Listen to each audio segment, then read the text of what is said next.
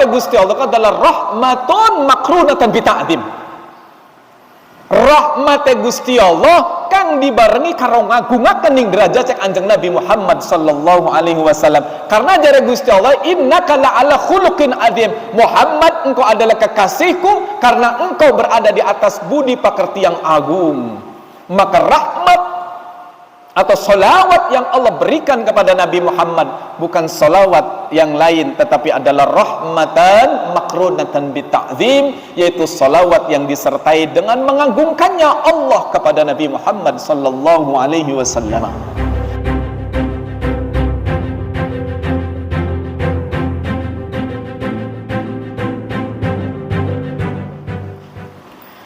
Assalamualaikum warahmatullahi wabarakatuh. Bismillah, innal hamdalillah, wassalatu wassalamu ala rasulillah sayyidina wa maulana Muhammadin ibn Abdillah wa ala alihi wa ashabihi wa man walah. Allahumma salli ala sayyidina Muhammad salatan taftahu lana biha abwabal ulumi wal hikam wa taghliqu biha anna abwabal jahli wad dhulam wa ala alihi wa ashabihi wa barik wa sallim. Allahumma salli ala sayyidina Muhammad salatan taftahu lana biha abwaba tamami hubbi nabiyyina Muhammad sallallahu alaihi wasallam bimutaba'ati sunnatihi min yaumina hadha ila yaumiddin wa taghliqu biha anna abwaba mukhalafati amrihi sallallahu alaihi wasallam min yaumina hadha ila yaumiddin raja'an minal inayati min izzil karim wa ala alihi wa ashabihi wa barik wa sallim. Rabbi shrah li sadri wa yassir li amri wahlul 'uqdatam min lisani yafqahu qawli, amma ba'd. Bahasa campuran ya, bahasa campuran nantinya. Ada Cirebon, ada Arab, ada Indonesia. Pertama-tama saya haturkan puji syukur kehadirat Allah Subhanahu wa taala atas pertolongan Allah Subhanahu wa taala, atas rahmat Allah Subhanahu wa taala, atas inayah Allah Subhanahu wa taala pada malam hari ini, tepatnya adalah malam Senin, kita bisa bersama-sama melanjutkan aktivitas yang baru dimulai kembali setelah sekian lama kegiatan di Masjid Al-Kautsar ini terhenti sejenak. Maka sungguh yang namanya berjuang itu, tanda daripada kesuksesan orang dalam berjuang itu bukan berarti dari awal itu terus aja tidak ada halangan. Itu bukan berjuang namanya. Tapi yang namanya berjuang, mulai di tengah jalan berhenti, dimulai kembali, berhenti lagi, mulai kembali, itulah perjuangan. Jadi perjuangan yang sukses itu adalah perjuangan yang tidak terhenti selamanya. Maka sungguh perjuangan Irmas Al-Kautsar ini, Masjid Al-Kautsar ini adalah salah satu perjuangan yang tanpa batas. Raya generasi pun terus-menerus berganti, maka perjuangan pun harus terus-menerus dilanjutkan oleh siapapun yang mempunyai kerinduan ingin menjadi orang yang dinaungi oleh arasy-Nya Allah nanti di yaumin la dzilla illa dzilluhu, di hari yang di situ tidak ada naungan kecuali adalah naungan Allah melalui Nabi Muhammad sallallahu alaihi wasallam. Salah satunya adalah orang yang akan mendapatkan naungan dan keistimewaan nanti di yaumil mahsyar adalah syabun, ya, syabun, seorang pemuda yang hatinya selalu dihubungkan dengan masjid, seorang pemuda yang jiwanya selalu dihubungkan kepada masjid, seorang pemuda yang hatinya selalu dita'alluqkan untuk meramaikan masjid, sedangkan hawa nafsu di dalam dirinya sesungguhnya bergelora. Akan tetapi jiwa iman dan kecintaan kepada tempat-tempat yang mulia bisa mengalahkan hawa nafsu yang meliputi seorang sosok pemuda itu. Maka sungguh Rasulullah sallallahu alaihi wasallam pun bersabda dalam suatu keterangan, wallahu taala alam bisawab, bahwasanya tanda daripada orang itu akan mendapatkan keistimewaan di hari kiamat adalah seorang pemuda yang hidup di masa mudanya tersebut tidak lepas daripada beribadah kepada Allah Subhanahu wa taala. Maka perlu disyukuri pada malam hari ini kita mulai kembali, kita melanjutkan kembali aktivitas untuk memakmurkan masjid kebanggaan wong Bonggirangihi. Jadi masjid kini dibangun mulai tahun 80. Iya, mulai tahun 80 dan sampai saat ini pun masjid masih berdiri kokoh. Salah satu perjuangnya adalah Bapak Tua Inyong. Bapak Tua Inyong meluan. Nggih, dados kula teng mriki niki nggih sanes tiyang ingkang enggal. Ananging adalah salah satu zuriyah ingkang sengyenipun tiyang sepak-sepaipun milet berjuang ngedekaken masjid ingkang mulia puniki. Wis pokoke ngerti nyang belinya. Ya, karena kula ku pecinta Indonesia asli murni. Saya tidak bangga melihat orang pemuda bisa bahasa Inggris, I know, I you, I love you, pula nggak bangga itu. Tapi ketika dijak bicara pun neng kecong ajeng tanglet bilih peken teng desa sampiran niku teng pundi margini pun mesti jawabnya pelanga. Padahal itu adalah ciri khas Indonesia. Ya, itu saja. Semoga Irmas diberikan oleh Allah keistiqomahan dalam meramaikan masjid yang mulia ini. Seperti apa yang telah tertulis dalam pamflet bahwasanya pada malam hari ini, malam Senin ini, Ahad, malam Senin, barang-barang ingin mengkaji kitab Al-Barjanji. Ya, kitab Al-Barjanji. Banyak kitab sirah nabawiyah itu. Salah satu yang terkenal khususnya di Cirebon Girang adalah Maulid Al-Barjanji. Perlu diketahui ya, dari sekian banyak kitab-kitab maulid atau kitab-kitab sirah nabawiyah yang terpilih oleh para ulama khususnya adalah di Cirebon ini adalah kitab Al-Barjanji. Bahkan nanti pada tanggal 12 Rabiul Awal kitab Al-Barjanji ini akan dibaca di dalam keraton kesepuhan kang arane Marhabanan Muludan. Jadi bakal lagi ngaji HP kon meneng dikit. Wis ngaji dolanan BHP metu bae lah. Ngaji bele.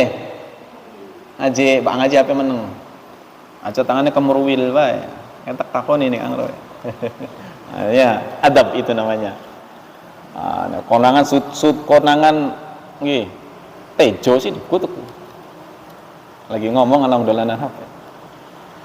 Di sini kita tujuannya mengaji kan, untuk mengenal bahwasanya kitab Barjanji itu kitab apa di dalamnya. Mau dibaca, nggih. Masya Allah. Sang abadi ola imla bismidzatil aliyah mustadirran faidul barakati ala ma ana lahu wa aulah. Ngerti? Beli bisa ya. Terus langsung dilanjutkan wa ba'du faqulu huwa sayyiduna Muhammad ibn Abdullah ibn Abdul Muttalib wa ismuhu Syaibatul Hamdi Khumidan khisaluhu saniyah. Terus dilanjutkan walamma tamma min hamlihi, walamma kedua ya. Walamma tamma min hamlihi syahrani ala masyhuril aqwalil marwiyah. Sampai tekaning nuran yatala lau usana. Ngono ya. Itu berjanji. Kitab Al-Barjanji adalah pengarang yang dikarang oleh Sayyid Ja'far Al-Barjanji. Beliau lahir pada tahun 1690 Masehi, hari Kamis. Beliau termasuk daripada zuriyahnya Nabi Muhammad sallallahu alaihi wasallam dari jalur Musa Al-Kadzib. Dari jalur Musa Al-Kadzib. Jadi bukan Ba'alawi. Ya. Beliau wafat pada tahun 1790. Ya. Kula nyatet teng mriki silsilah. Karena kulaku termasuk pecinta daripada Maulid Al-Barjanji. Dari sekian banyak maulid, dari Ad-Diba, Syaraful Anam, terus Barjanji Nazam, terus yang terbaru adalah Simtu Duror. Semuanya adalah kitab sirah nabawiyah, tapi yang komplit mencatat dengan ringkas dari awal sampai akhir hanya satu kitab ini, yaitu kitab Al-Barjanji, karangan daripada Sayyid Ja'far Al-Barjanji. Beliau termasuk daripada zuriyah Nabi Muhammad sallallahu alaihi wasallam yang hidupnya itu di kota Madinah. Beliau, nah ini sedikit bahas sejarah ya, sejarah Cirebon ya. Nanti insya Allah sedikit dikaji isi Berjanji. Beliau itu sejaman kalau di Cirebonnya itu dengan Pangeran Sofiuddin bin Pangeran Zainuddin Tajul Asiqin Amir Sena, Sultan kesepuhan yang keempat. Jadi kitab Kinki dikarang pada pertengahan abad ke-18 tahun 1790. Iya, ini sejaman. Jadi pengarang daripada kitab Al-Barjanji ini satu zaman dengan Pangeran Muhammad Sofiuddin. Siapakah Pangeran Muhammad Sofiuddin? Engkoning akhirnya dijuluki adalah Pangeran Mata Ngaji. Mengapa kok dijuluki Pangeran Mata Ngaji? Karena beliau lari dari keraton karena tidak setuju terhadap penguasaan company, terhadap aset-aset kerajaan, maka beliau memilih untuk berjuang membebaskan negeri Caruban kembali. Karena beliau belum mempunyai kekuatan, maka beliau keluar yang diikuti oleh sang adik, yaitu Pangeran Arya Panengah Abul Hayat Suryanegara. Wong Cirebon kudu urus sejarah Cirebon. Temenan, kula yakin, lamun ditakoni masalah PKI iki. Ini tanggal pira? Tanggal 20? Tanggal 24. Delat maning tanggal 3. Anak apa tanggal 30? 30 GS SPKI. Werubli pertama kali PKI pemberontakan ini dilaksanakan ini ngendi? Itu kan buah daripada pemberontakan. Ujung terakhir nasib PKI itu pada tanggal 30. Dimulai dari tanggal 30 September tahun 1900 atau tahun 1965. Tahu nggak di Cirebon ini pernah ada pemberontakan PKI yang luar biasa lebih besar daripada pemberontakan PKI yang ada di Jakarta? Pasti nggak tahu. Walaupun sekolah. Tapi kula beli sekolah, tapi baru beli sekolah soten kian begini sekolah. Pemberontakan PKI pertama kali di Indonesia itu terjadinya di Cirebon. Pada tahun berapa itu? Pada tahun 1946. Wong PKI arane Islam, arane Muhammad Yusuf. Di mana terjadi pusat pemberontakan yang sekarang jadi alun-alun kota Cirebon tuh. Di situ dulu peperangannya di situ. Ya, itu sejarah. Sekarang pemuda itu sudah nggak sedikit yang tidak suka terhadap sejarah. Makanya Indonesia ini mulai kehilangan status bangsa pejuang. Kalau bangsa tetangga, kalau negara tetangga seperti negara tetangga-tetangga itu mereka merdeka mendapatkan hadiah, tapi Indonesia tidak. Iya, Indonesia tidak. Kemerdekaan yang sekarang ini kita rasakan itu hasil daripada pengorbanan para pahlawan-pahlawan terdahulu. Salah satu pahlawan yang luar biasa di Cirebon itu adalah dimulai daripada era Pangeran Sofiuddin Mata Ngaji. kang uripe sejaman karo Sayyid Ja'far Al-Barjanji kang ngarang kitab Al-Barjanji iki. Ya, itu adalah pahlawan yang luar biasa itu. Sebentar lagi kan suwise September terus bulan Oktober, suwise Oktober terus November. Ini adalah momen-momen yang penting sesungguhnya. Di sela-sela kita kajian agama, kita selipkan yang namanya sejarah. Karena sejarah Indonesia ini tidak lepas daripada perjuangan membela tanah air dan agama.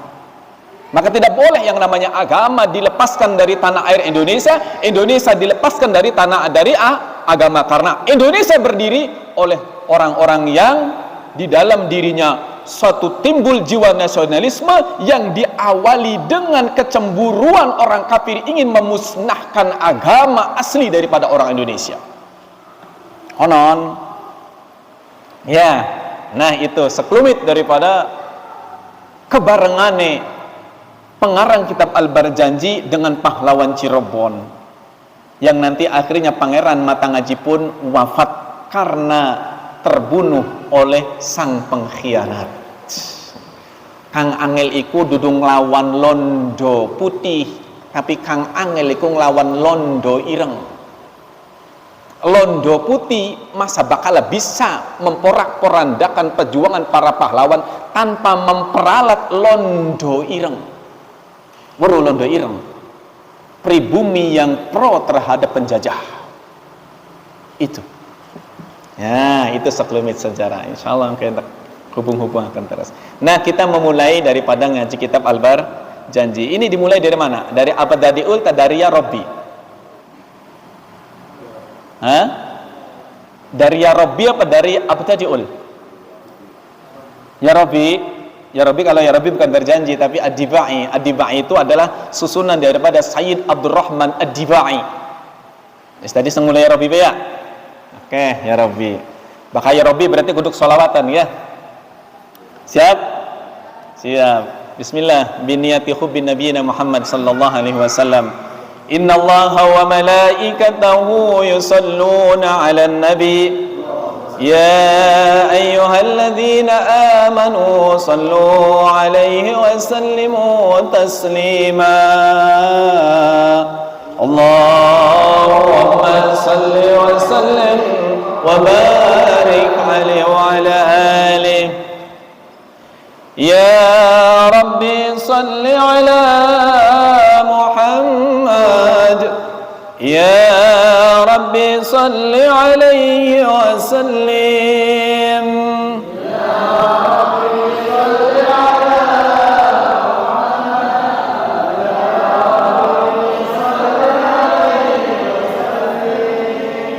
Maknanya bahasa Cirebon ya, supaya indah. Ya Rabbi, duh Gusti Pangeran kula. Enak kan bahasa Cirebon? Ya Rob, wahai Tuhan kami. Belenak, disedep. Tapi duh Gusti Pangeran kula, sholli mugi panjenengan paringi rahmat takzim ala sayyidina kangge Gusti kula Kanjeng Nabi Muhammad sallallahu alaihi wasallam. Baka bahasa Indonesia, ya Allah semoga engkau berikan solawat kepada baginda Nabi. Beli ngerti artinya solawat? Apa artinya solawat? Ya, Gusti Allah ngejak, innallaha sesungguhnya Allah wa malaikatahu dan para malaikatnya Allah yusalluna 'alan nabi, mereka bersolawat kepada Nabi. Ya ayyuhalladzina amanu, hei orang-orang yang di dalam hatinya itu ada kecintaan kepada Nabi Muhammad dengan berupa iman, maka sallu alaihi, bersolawatlah kalian semua kepada Nabi Muhammad dan bersalamlah kalian semua kepada Nabi Muhammad. Kang perlu dipertanyakan, solawatnya Gusti Allah kok kayak apa sih? Iya, solawatnya Gusti Allah kayak apa? Solawatnya Allah itu seperti apa? Kok Allah membaca solawat kepada Nabi Muhammad sedangkan Nabi Muhammad itu adalah makhluk? Iya. Maka para ulama memaknai khususnya adalah ulama Cirebon memaknai solawat mengkenen soli mugi-mugi panjenengan paringi rahmat takzim. Ya Allah, semoga Engkau berikan kasih sayang yang luar biasa kepada Nabi Muhammad. Ya, jadi salawat Gusti Allah adalah rahmatun makrunatan bi ta'zim.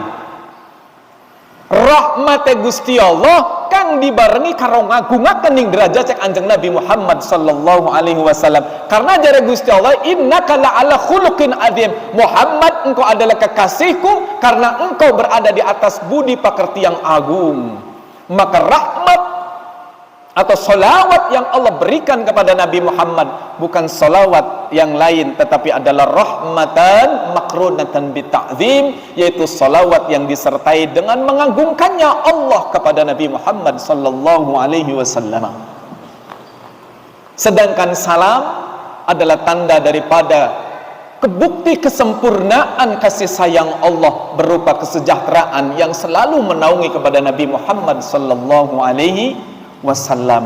Makanya jare Kanjeng Nabi, sing sapa wonge barang siapa membaca satu solawat saja kepadaku, itu bisa mengundang rahmat Allah, itu bisa mengundang ampunan Allah, itu bisa mengundang karunia Allah, itu bisa mengundang ridha Allah 10 kali lipat. Ya, 10 kali lipat Allah menyediakan bagi seseorang yang mau membaca salawat kepada kekasihnya Allah Sayyidina Muhammad sallallahu alaihi wasallam. Nembe siji be oleh 10 barang mau ping pirang-pirang. Lamun gawa mobil gerobak gak beli kewadaan dia. Ya, itu salawat. Hanya saja bentuk daripada balasan salawat itu Allah rahasiakan, Allah sembunyikan, Allah simpan untuk mereka orang-orang yang beriman kepada Allah Subhanahu wa ta'ala. Itu. Ya Rabbi ballighul wasilah, ya Rabbi khussahu bil fadilah.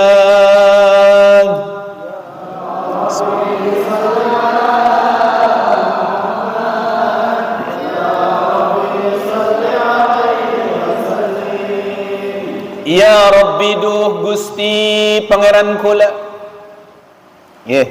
Ya Rabbi duh Gusti Pangeran kula, ballighuhu mugi panjenengan nekaaken kangge Kanjeng Nabi Muhammad al wasilata ing derajat ingkang luhur wonten benjang teng alam surga. Ya Rabbi duh Gusti Pangeran kula, khusahu mugi panjenengan ngistimewaaken kangge Kanjeng Nabi Muhammad alfil fadilata kelawan angsal keagungan ingkang ngumpuli saking pinten-pinten keagungan para nabi ingkang sanes.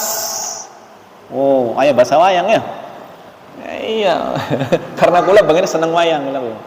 Anak kula kok turunannya turunan seniman. Sekeluarga niku 80% suaranya keren-keren. Kang beli suara beli keren berarti duduk turunan lewat turunan ke-7 berarti. Maka ning bait ini Syekh Abdurrahman Ad-Dibai, ya, ini sebetulnya memenuhi salah satu hadis daripada Nabi Muhammad sallallahu alaihi wasallam itu sendiri yang artinya adalah barang siapa memintakan untukku wasilah, maka wajib dia akan mendapatkan syafaat baginda Nabi Muhammad sallallahu alaihi wasallam. Magane ning doa adan ka, Allahumma rabba hadhihi da'wati tammah wassalatil qa'imah ati Muhammadanil wasilata wal fadilah. Maka wasilah kang ning doa adan iku diadopsi oleh Sayyid Abdurrahman Ad-Dibai, masukkan ke dalam bait yang pertama di dalam muqaddimah kitab Sirah Nabawiyah Ad-Dibai. Maka artinya adalah, ya Allah, aku mendaftarkan diri kepadamu dengan memakai doa, meminta kepadamu untuk kekasihmu wasilah. Aku daftarkan diri, ya Allah, supaya aku mendapatkan syafaat baginda Nabi Muhammad sallallahu alaihi wasallam dengan memintakan wasilah untuk Nabi Muhammad sallallahu alaihi wasallam. Maka ada para sahabat bertanya, ya Rasulullah, maksudnya wasilah di sini apa? Secara bahasa wasilah itu adalah perantara. Tetapi yang dimaksud oleh Rasulullah yang namanya wasilah itu adalah darajatun azimatun aliyatun fil jannah la darajata lahu ba'da nabiyina Muhammad sallallahu alaihi wasallam, yaitu satu derajat yang tinggi yang agung yang di situ tidak ada derajat yang lain yang bisa mengungkuli derajat Nabi Muhammad sallallahu alaihi wasallam. Karena kunci surga berada di Nabi Muhammad sallallahu alaihi wasallam. Maka orang yang membaca bait ini sesungguhnya sedang mendaftarkan diri untuk bisa bersama dengan Nabi Muhammad di surga. Hanya saja kebanyakan orang yang membaca bait ini tidak hadir di dalam hatinya bahwasanya sesungguhnya dia sedang mendaftarkan diri ingin hidup bersama Nabi Muhammad di surga.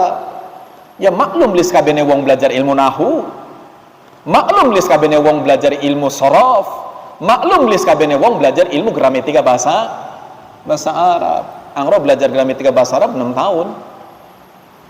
6 tahun lumayan. Ya beli suwe. Itu. Maka berbahagialah bagi seseorang yang ikut marhabanan, yang ikut maulid Nabi, karena sungguh yang namanya bait ini tidak akan pernah lepas dari setiap maulid Nabi dibaca. Mengkonon. Jadi apabila ada yang mengatakan bahwasanya maulid Nabi itu bid'ah, maulid Nabi itu syirik, maulid Nabi itu adalah sesat, sungguh orang yang berkata seperti itu adalah orang yang dungu.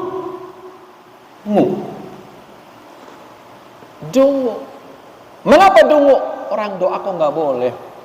Tapi ini tidak ada tapi ini tidak ada di zamannya Nabi Muhammad SAW. Ya memang nggak ada orang Nabi Muhammadnya. Ya. Abad keberapa itu? Abad ke-6 ininya abad keberapa ini? Segala sesuatu yang tidak ada di zamannya Nabi Muhammad adalah bid'ah. Wa kullu bid'atin dolalah wa kullu dolalatin finnar. Al-mubtadi'in wal mubtadi'at kulluhum finnar. Wong kang ahli marhabanan, wong kang ahli debaan, wong kang ahli berjanjian manjing neraka kabeh konon. Setuju boleh? Masa wong salawatan manjing neraka? Ya kula ku begini pernah ku belajar nih konon loh, kurang lebih 2 tahun kula ku belajar nih bid'ah. Makanya apalah di sini wa syarrul umur muhdatsatuha wa kullu muhdatsatin bid'ah wa kullu bid'atin dolalah wa kullu dolalatin finnar. Engko ana siji hadis maning, man laisa alaihi amruna fa huwa raddun, man amila amalan laisa alaihi amruna fa huwa raddun. Itu hadis-hadis kanggo menghancurkan golongannya ahlu sunnah wal jamaah Indonesia. Kang terkenal itu kullu bid'atin dolalah wa kullu dolalatin finnar. Segala sesuatu yang bid'ah itu adalah sesat, dan segala sesuatu yang sesat itu adalah masuk ke dalam neraka. Berarti kita berjanji ini adalah sesat. Sing sapa wong yang baca kita berjanji berarti manjing neraka. Neraka ya siapa? Iya. Enggak tahu mereka itu berjanji. Ada di sini pernah ada sekelompok orang yang mengkritik kitab Al-Barjanji bahwasanya kitab Al-Barjanji ini adalah sesat. Sesat soten ente elo antumnya itu belum pernah mengkaji kitab Al-Barjanji dari awal sampai akhir. Apa sih isi kitab Al-Barjanji? Isi kitab Al-Barjanji itu adalah kitab yang menjelaskan tentang sejarah dan biografi seorang sosok manusia mulia, Nabi Muhammad sallallahu alaihi wasallam, dengan dikemas dengan bahasa-bahasa sastra yang dikumpulkan oleh seorang alim al-alamah min dzurriyyati Rasulillah sallallahu alaihi wasallam, yaitu Sayyid Ja'far bin Hasan Al-Barjanji. Mengkonon cuma karena bahasa Arab seakan-akan jadi mantra. Ya. Mitui baca Al-Barjanji, puputan baca Al-Barjanji, syukuran pernikahan baca Al-Barjanji, muludan wiskruan sangawit tanggal 1 sampai pragat Al-Barjanji. Padahal di dalamnya itu menceritakan tentang perjalanan kehidupan Nabi Muhammad sallallahu alaihi wasallam. Nah, konon. Terus bait yang ke ini mau kamu. Ya Rabbi warḍani sahaba, Ya Rabbi warḍa'ni sulala, Ya Rabbi salli ala Muhammad, Ya Rabbi salli alaihi wasallim. Ya Rabbi do Gusti pangeran kula, Ya Allah do Gusti pangeran kula warda mugi panjenengan paring keridhaan, mugi panjenengan paring keridhaan as'anis sahabati dumateng para sahabat Nabi Muhammad kang sengawit awal sampai akhir, dimulai dari Nabi Muhammad mendakwakan dakwatut tauhid, mulai Nabi Muhammad mendakwakan dakwatud dinil Islam. Yang namanya para sahabat tidak lepas berada di sisinya Nabi Muhammad sallallahu alaihi wasallam. Para sahabat yang berkorban jiwa, para sahabat yang berkorban raga, para sahabat yang berkorban harta, para sahabat yang berkorban kehormatan, semua apa yang ada di diri para sahabat dikorbankan demi dakwahnya Nabi Muhammad sallallahu alaihi wasallam. Maka di dalam bait yang kedua ini Sayyid Abdurrahman Ad-Dibai mengatakan, ya Allah, ridhoilah para sahabat Nabi Muhammad sallallahu alaihi wasallam. Andaikan saja tidak ada mereka, kami pun tidak akan pernah mengenal agamanya Nabi Muhammad sallallahu alaihi wasallam. Perlu diketahui, orang yang pertama kali mati syahid dalam membela agama Nabi Muhammad adalah wong wadon. Wong wadon itu. Ya. Pertama kali korban dalam dakwahnya Nabi Muhammad, pertama kali orang yang mengorbankan nyawa demi dakwahnya Nabi Muhammad sallallahu alaihi wasallam adalah seorang wanita. Seorang wanita biasa, bukan seorang bangsawan, bukan seorang pejabat, bukan seorang yang terdidik dengan ilmu yang tinggi, bukan seseorang yang kaya raya, tapi adalah seorang sosok wanita yang sederhana, yang hidupnya tersebut dilimpahkan untuk perjuangan Nabi Muhammad sallallahu alaihi wasallam. Bahkan wanita ini adalah pertama orang yang mati syahid demi membela agamanya Nabi Muhammad sallallahu alaihi wasallam. Tahu siapa? Siapa? Bang Wadon? Siapa? Wanita yang rela mengorbankan nyawanya demi mempertahankan agama Nabi Muhammad sallallahu alaihi wasallam.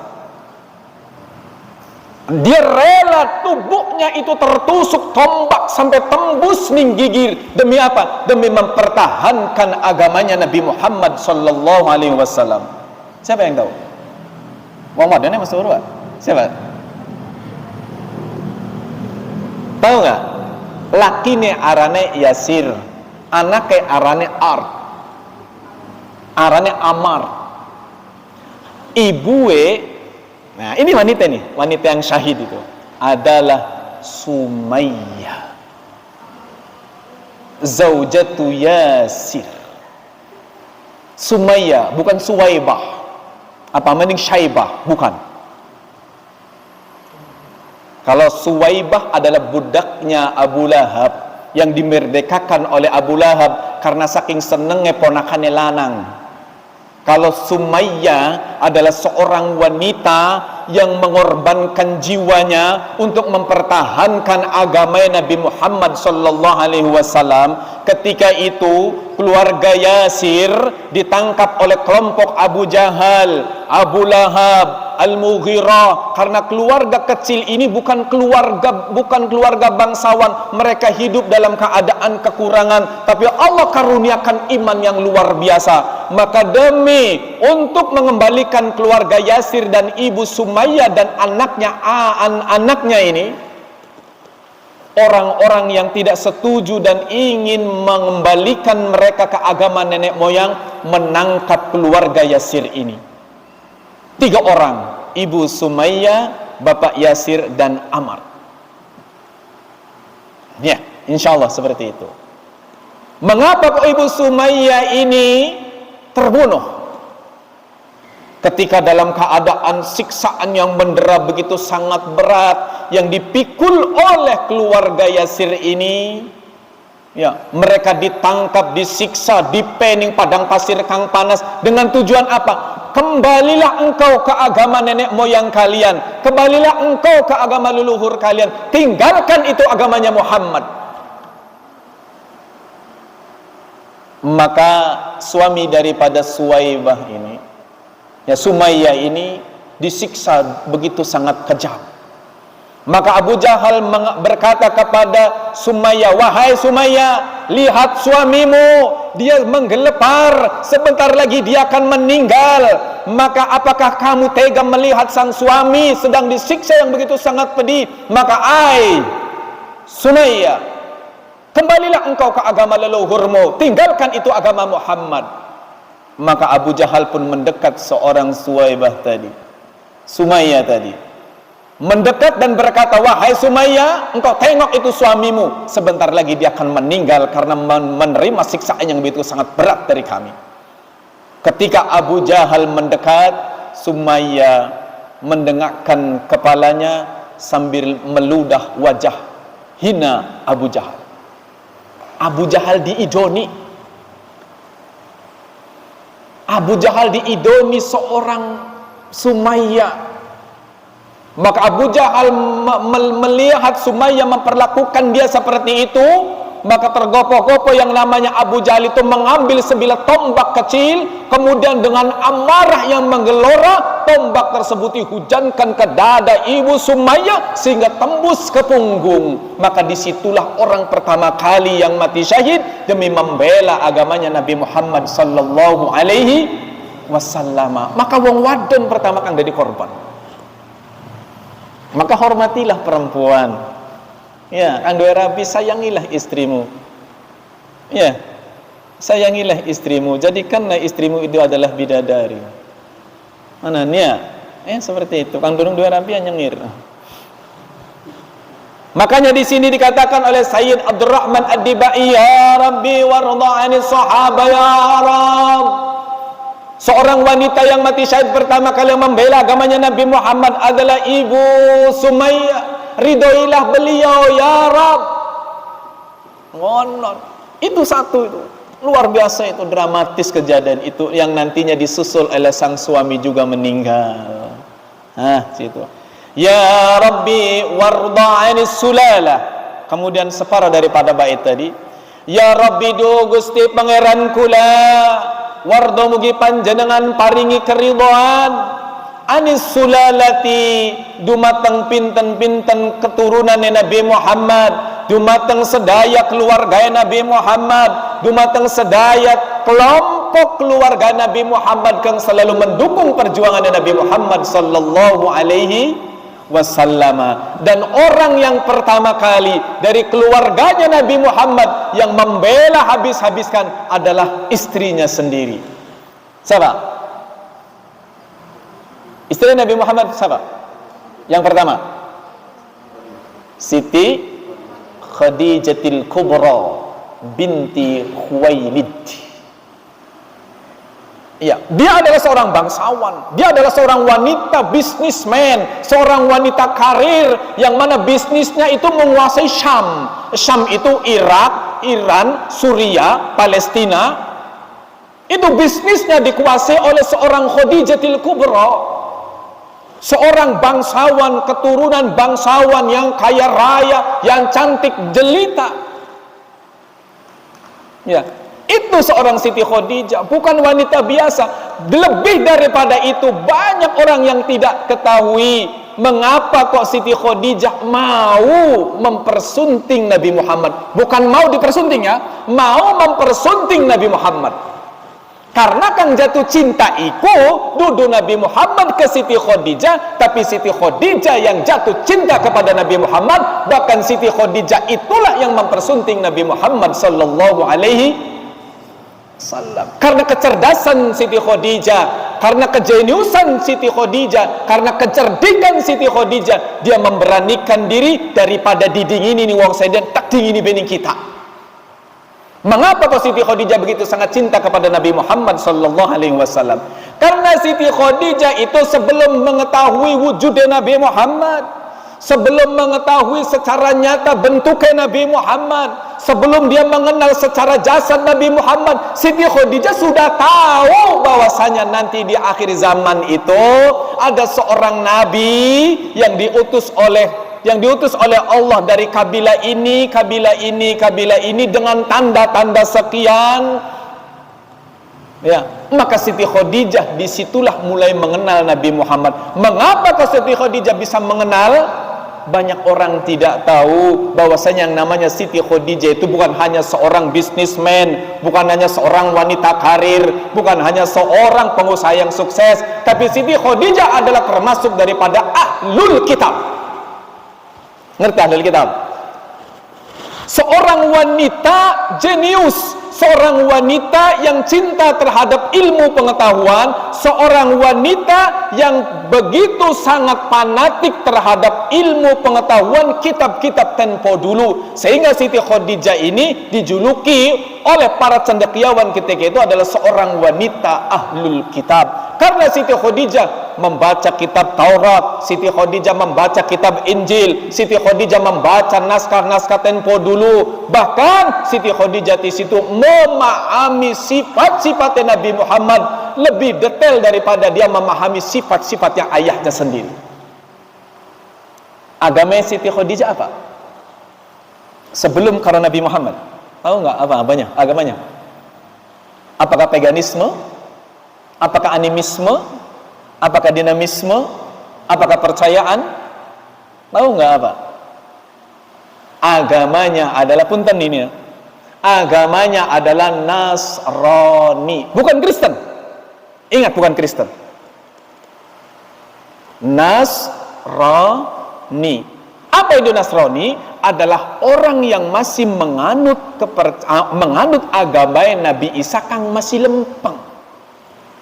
Makanya diarani Nasra, sekian berubah.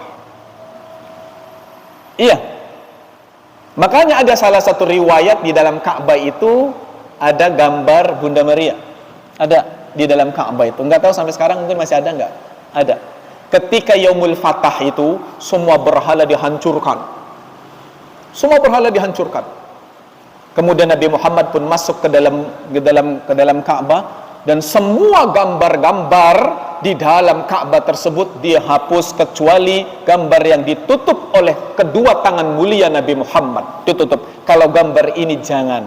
Gambar apa itu? Adalah gambar Siti Maryam, atau kata lain menurut orang-orang non-muslim adalah Bunda Maria. Karena itu adalah ibunya Nabi Isa. Jadi karena kejeniusan seorang Khadijah, dia tersebut mengenal Nabi Muhammad sebelum kenal, dia jatuh cinta kepada Nabi Muhammad sebelum bertemu dengan orangnya.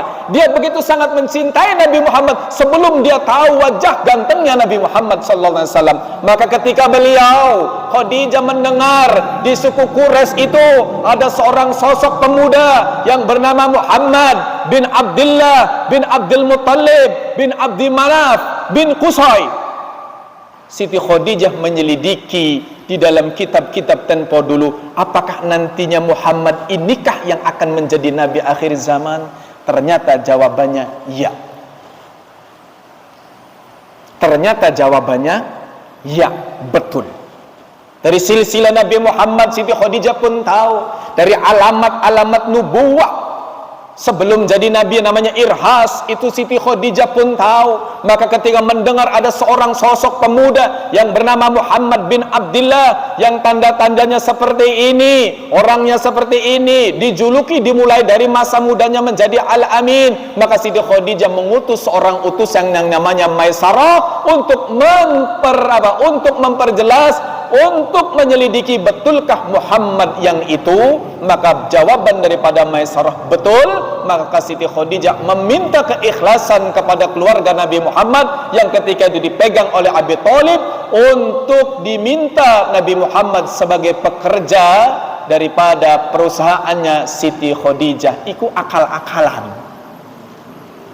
Iya, akal-akalan. Masya Allah. Ini adalah Khadijah. Ya, itu adalah sekelumit daripada biografi Siti Khadijah. Makanya seorang penyair, ya, seorang penyair begitu sangat indah melantunkan satu syair, ya. Apal boleh, Dimas? Sa'duna fid dunya, fawzuna fil ukhra, bi Khadijatal kubra wa Fatimataz Zahra, bi Khadijatal Kubra wa Fatimataz Zahra. Paham artinya? Belia. Ini alhamdulillah, sing penting enak bae lah. Fauzu apa? Sa'duna fid dunya, sungguh keberuntunganku di dunia ini. Ya. Fauzuna fil ukhra, nanti kebahagiaanku di akhirat. Bi Khadijatal Kubra, itu adalah berkah daripada pengorbanan seorang Khadijah binti Khuwailid yang dijuluki Al-Kubra. Wa Fatimataz Zahra, dan berkah daripada keturunan Siti Fatimah yang selalu suci. Zahra itu maknanya suci. Suci dari apa? Dari haid, karena Siti Fatimah ketika itu tidak haid, dan ketika nifas darahnya sudah tidak mengalir lagi, maka dijuluki Az-Zahraun, suci. Maka keberuntunganku, kebahagiaanku, keberhasilanku, kemuliaanku di dunia dan di akhirat itu adalah barokah daripada perjuangan dua sosok wanita yang mulia. Pertama adalah Khadijatul Kubra, yang kedua adalah Fatimatuz Zahra. Onon maknanya kok ya. Nah itu udah lanjut waktu itu make. Ya Rabbi warḍa'nil masyayikh, ya Rabbi farham walidina.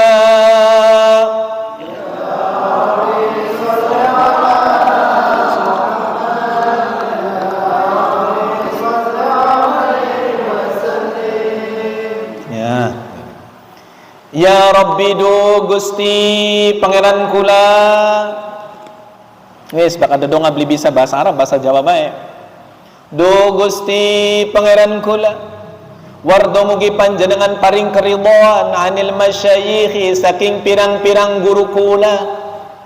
Keranten kula niki saged maos Quran, kula niku saged maos berjanji, kula ku saged maos sanes-sanesipun ingkang basa Arab, maos hadis, maos kitab-kitab sanes niku adalah jasa daripada guru-guru kula.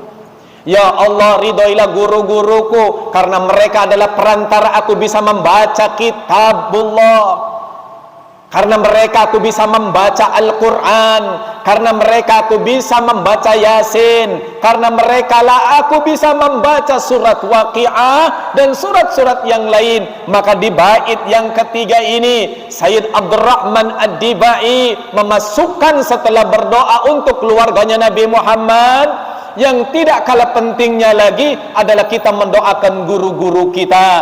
Takkan mungkin kita bisa membaca Al-Quran tanpa melalui guru-guru kita, ya kan?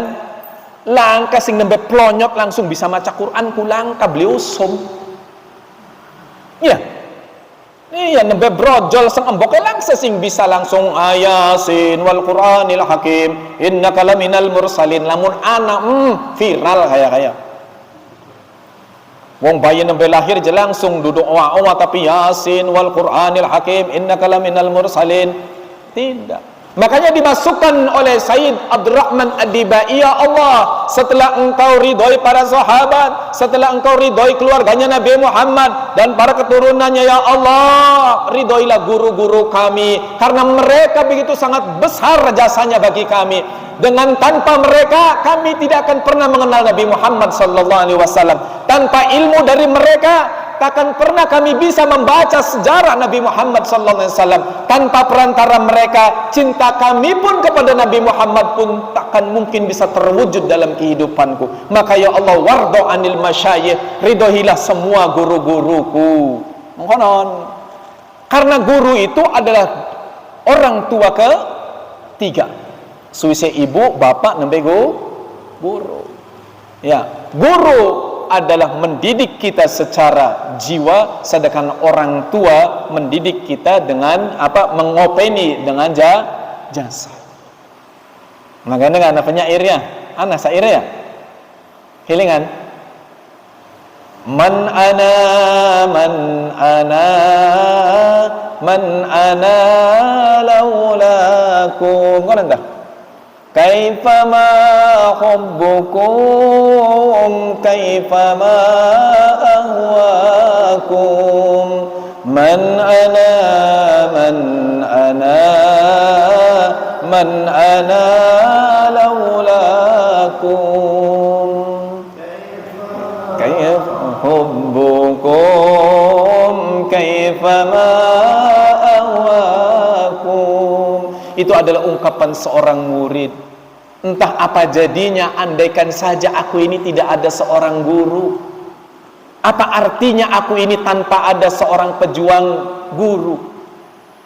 Ya, man ana, siapa sih aku tanpa adanya seorang guru? Apakah mungkin kita bisa membaca tanpa melalui belajar ke guru? Ya, apakah mungkin kita bisa mengenal Nabi Muhammad tanpa guru? Maka man ana laulakum. Aku ini bukan siapa-siapa andaikan saja kalian tidak ada, wahai guru-guruku. Ya, makanya seorang murid daripada Mbah Maimun Zubair ketika beliau wafat menciptakan satu syair. Ma'assalama fi amanin syekhana Allahu Rabbi irhamhu Rabbi ruhina ya Rabbana. Ma'assalama fi amanin syekhana Allahu Rabbi irhamhu Rabbi ruhina ya Rabbana. Gak disambungnya ya badratim minha. Beli nyambung sebenarnya. Arti apa?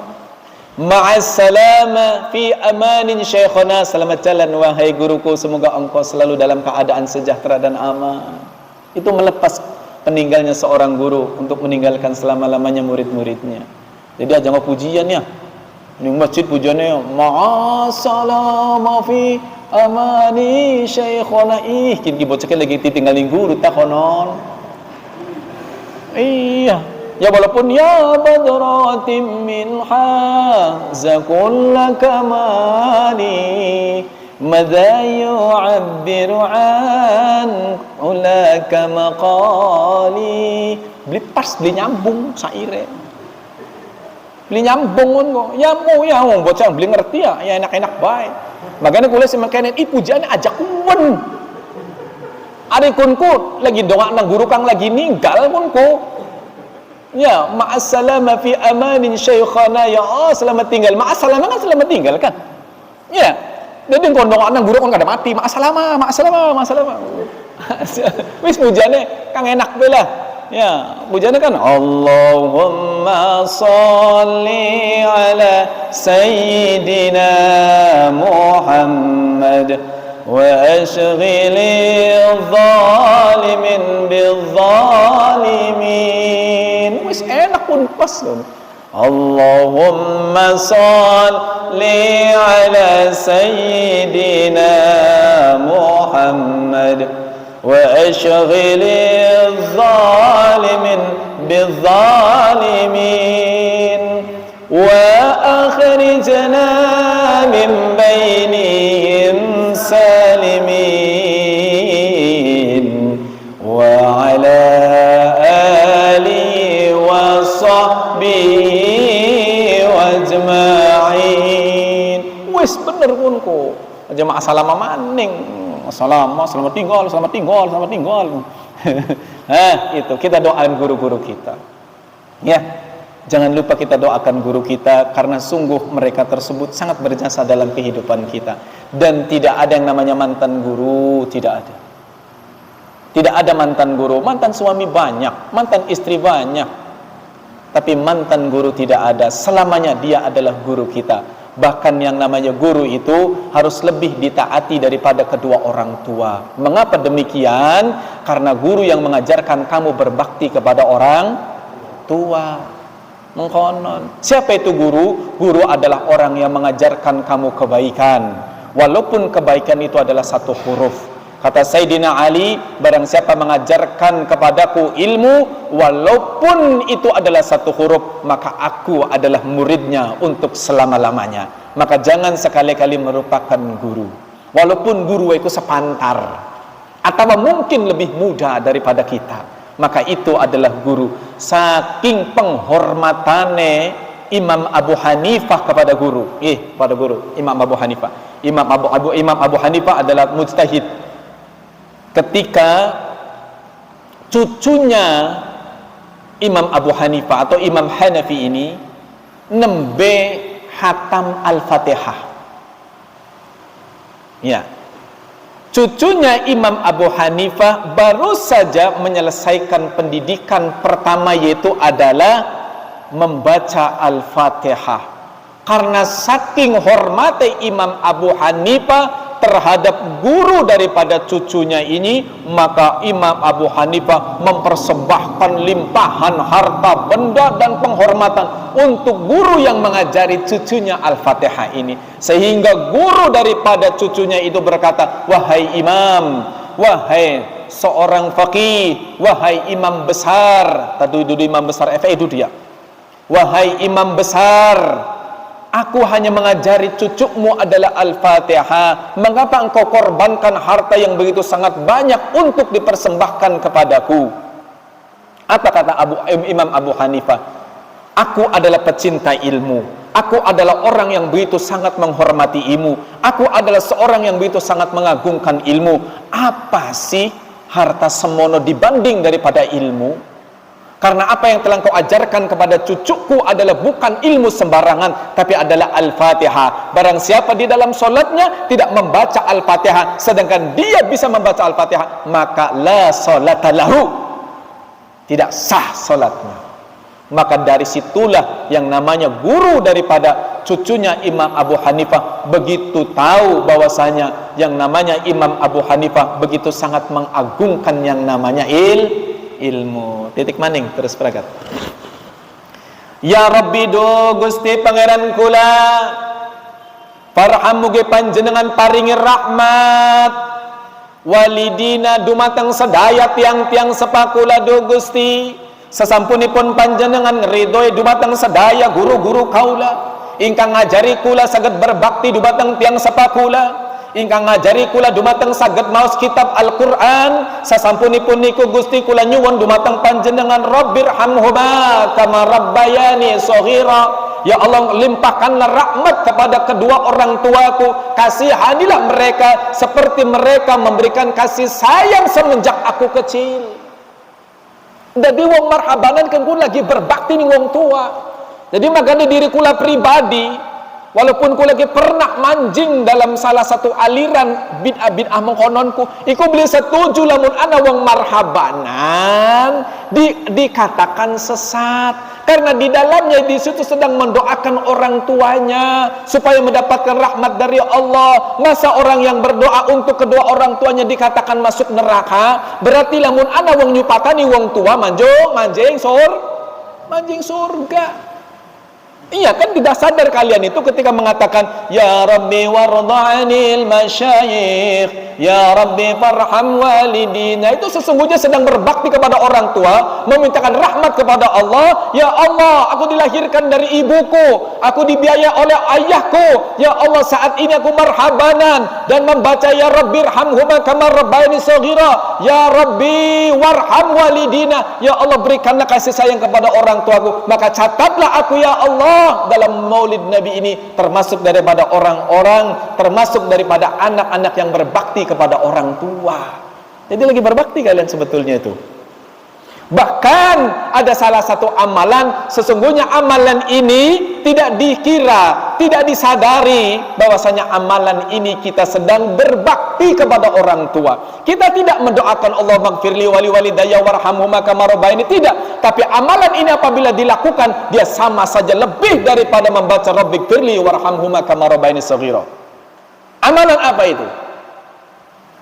Salawat kepada baginda Nabi Muhammad sallallahu alaihi wasallam. Walaupun kita mengatakan ya Rabbi salli ala Muhammad, ya Rabbi salli alaihi wasallim, sesungguhnya itu lebih berbakti daripada doa kita Allah maghfirli wali walidayya warhamhuma kama rabbayani shaghira.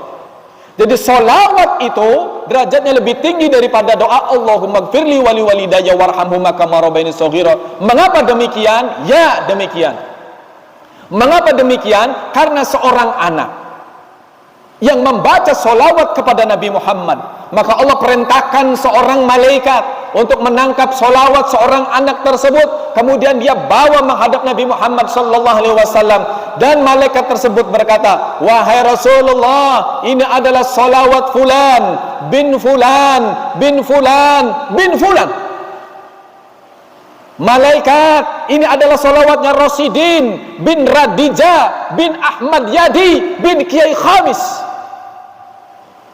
Jadi kula lan panjenengan sami kula mun maca solawat kun kula lagi nyetorakan aran ning Kanjeng Nabi, supaya apa? Supaya besok Kanjeng Nabi kenal ning wong tuwa sira kabeh.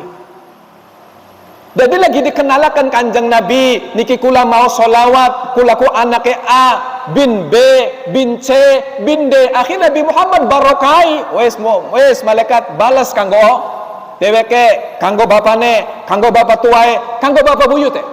Maka satu solawat kita sudah berbakti, satu kepada kedua orang tua kita, dua berbakti kepada kakek kita, tiga berbakti kepada buyut. Ya, Masya Allah, itu adalah keistimewaan daripada solawat ke baginda Nabi Muhammad SAW. Maka namun ada yang ngomong kang aran solawatan bid'ah, berarti wong kang ngomong bid'ah itu raja bid'ah. Lamun ada wong kang ngomong solawatan iku sesat, maka wong kang ngomong sesat iku adalah raja sesat. Wes, ulah pernah belajar mengkonon ku ampel. Ya, nah itu keistimewaan daripada solawat kepada baginda Nabi Muhammad sallallahu alaihi wasallam. Kiranya mungkin cukup sekian karena waktu sudah larut malam.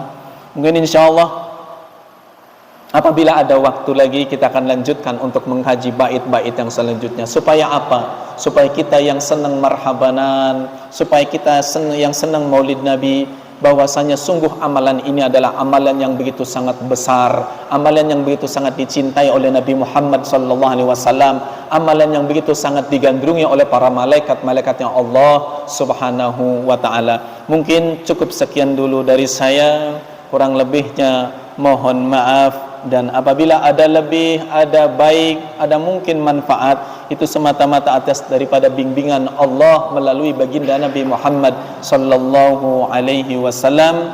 Mungkin cukup sekian, saya tutup. Subhanakallahumma wa bihamdik, asyhadu an la ilaha illa anta, astaghfiruka wa atubu ilaik. Tsumma assalamu alaikum warahmatullahi wabarakatuh.